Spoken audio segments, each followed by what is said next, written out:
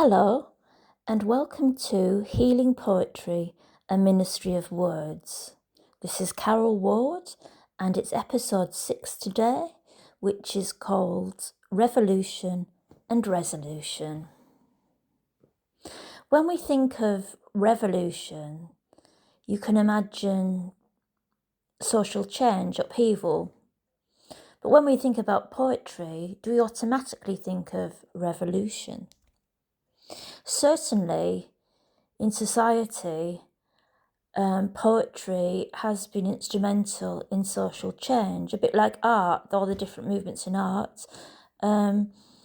Poetry has also got different movements in terms of things like romanticism, the beat poets. There's so many different movements in poetry which can be linked to kind of like forces of social change or what's happening in society as a whole. But when we think of resolution, do you think, and I think that's an interesting point, do you think revolution and resolution are mutually compatible in that, do you think that they work together or do you think they're different?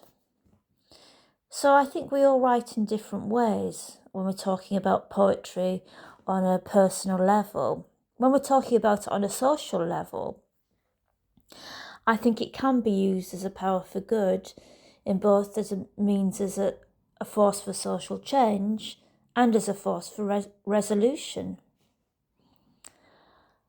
So today, there's definitely been a re-emergence of spoken word poetry, a lot of which is very political and very much a vehicle for social change in terms of things like promoting things like disability activism.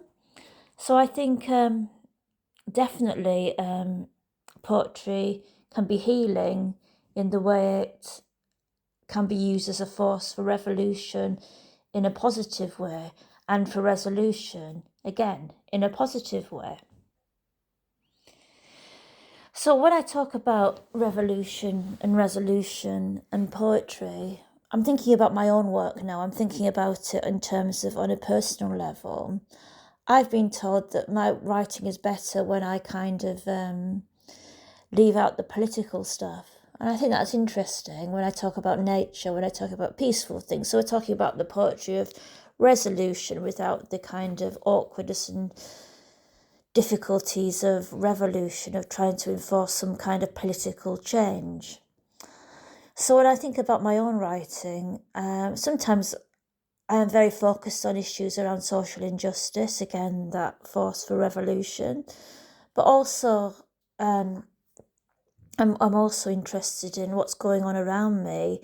So I'm not actually always telling you what you need to do to make things better. Sometimes by saying less, you can actually convey more. So actually talking in a peaceful way, you don't have to be ranting on stage in some spoken word slam. You can actually get more across than if you're kind of letting it all rip, as it were. So I think that's interesting. But everyone's different. Everyone's got their own style, their own rhythm. So I think it's important to respect certainly different poetic styles that different poets use.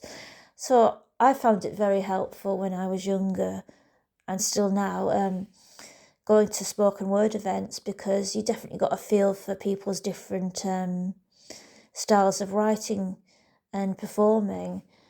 And also what was interesting about spoken word is that people assume it's a recent thing when actually it's been going on for thousands and thousands of years. You know, the Greeks, the Romans, all these different cultures of society and history use spoken word, use poetry.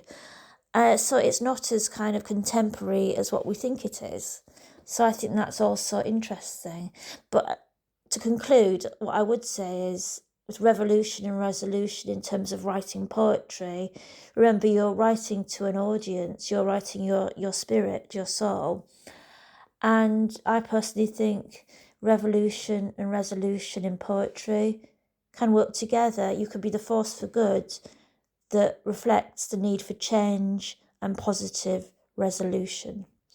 So you've been listening to Healing Poetry, a Ministry of Words, and that was episode 6, Revolution and Resolution.